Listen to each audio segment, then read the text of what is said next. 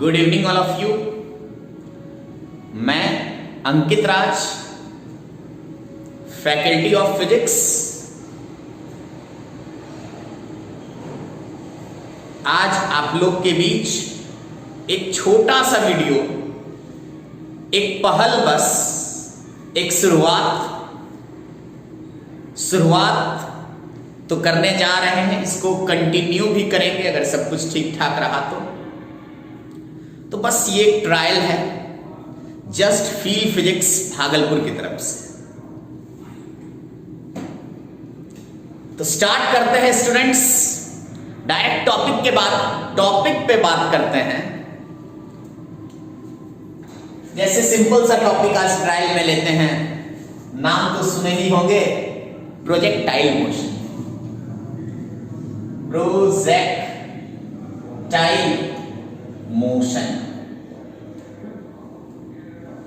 Sir ये क्या है? तो सबसे पहला बात, मोशन है। क्या है? मोशन है। कैसा मोशन है सर? 1D मोशन है कि 2D है कि 3D है? अरे भाई, मोशन 3 तरह का बताए थे, 1D मोशन, 2D मोशन और 3D मोशन। 2D में जो मोशन होता था उसको मोशन इन प्लेन भी कहते थे। प्लेन मतलब जिसमें 2 एक्सिस हो। 3D भी हम आपको समझा चुके हैं, एक्स वाई जेड, है कि नहीं? लीजिए ऐसे समझा देते हैं, ये एक्स, ये वाई और ये क्या रहा? जेड। ये 3D हो गया। बोर्ड क्या है? 2D, 2 एक्सिस, एक एक्स और दूसरा वाई, ये प्लेन। तो प्रोजेक्टाइल मोशन सबसे पहला बात, कैसे मोशन का एग्जांपल है? Motion in a plane. ये सबसे पहला बात 2D मोशन है सर। कैसे मोशन का एग्जांपल है? 2D मोशन का, 2D मोशन का। या बोल सकते हैं मोशन इन अ प्लेन। क्या बोल सकते हैं? Motion in a plane. Okay. और एक बात सर, इससे पहले, ठीक पहले आप लोग पढ़े होंगे स्ट्रेट लाइन मोशन, और ये मोशन हो रहा है प्लेन में। सर प्लेन में मोशन का कोई और एग्जांपल है क्या जो हम लोग के सिलेबस में पढ़ना है ना? सर्कुलर मोशन, ऐसे।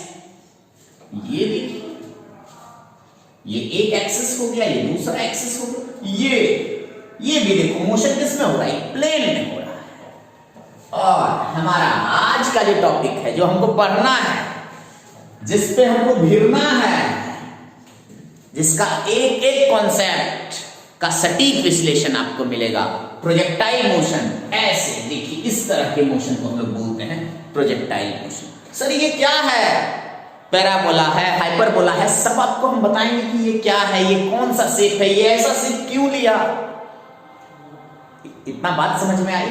तो इसमें सिर्फ इतना आप अभी देखो कि ये x है और ये y है।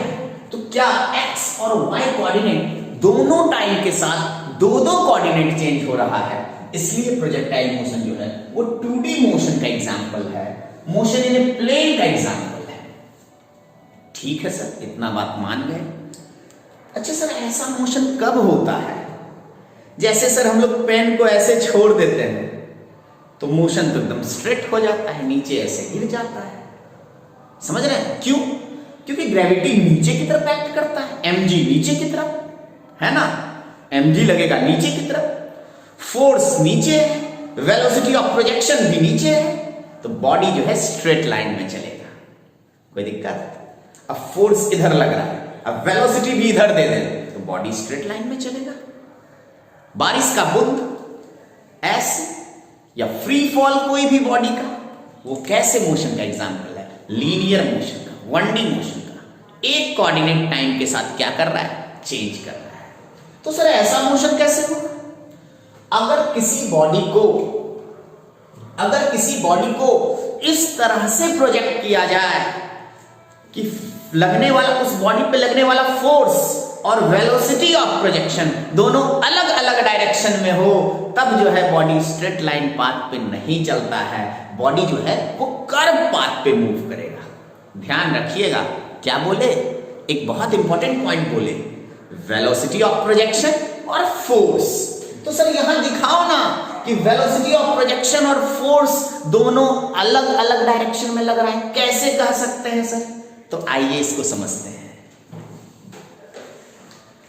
पॉज करके नोट भी करते जाना है, अगर कुछ अच्छा बात लगे तो नोट कर लेना है, बाकी समझते जाइए।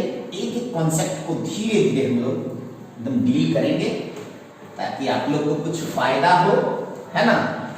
कोई दिक्कत हो तो कमेंट भी करते जाना है, फिर अगले लेक्चर में हम उसको क्लियर भी कर देंगे। जैसे देखो, जैसे इससे पहले मोशन अंडर ग्रेविटी पढ़े होंगे, उसमें क्या था, उसमें क्या था देखो ध्यान से, उसमें बॉल जो था ऐसे वेलोसिटी, ठीक, ऐसे बॉल को छोड़ दिए तो वेलोसिटी भी नीचे, और इस बॉल पे लगने वाला फोर्स यानी mg दोनों देखो सेम डायरेक्शन में है, तो बॉल सीधा गिरेगा, ठीक है। यहां क्या हुआ, अगर कोई बॉडी को इस तरह से प्रोजेक्ट करेंगे, इस तरह से प्रोजेक्ट करेंगे कि वेलोसिटी ऑफ प्रोजेक्शन ऐसे, देखिए अब वेलोसिटी ऑफ प्रोजेक्शन कैसे है, ऐसे ऐसे प्रोजेक्ट, ऐसे ऐसे, और फोर्स किधर लग रहा है, फोर्स तो सब बच्चा जानता है सर, ग्रेविटी की वजह से फोर्स तो ऐसे ही लगेगा, ऐसे ही लगेगा, ऐसे ही लगेगा, ऐसे ही लगेगा।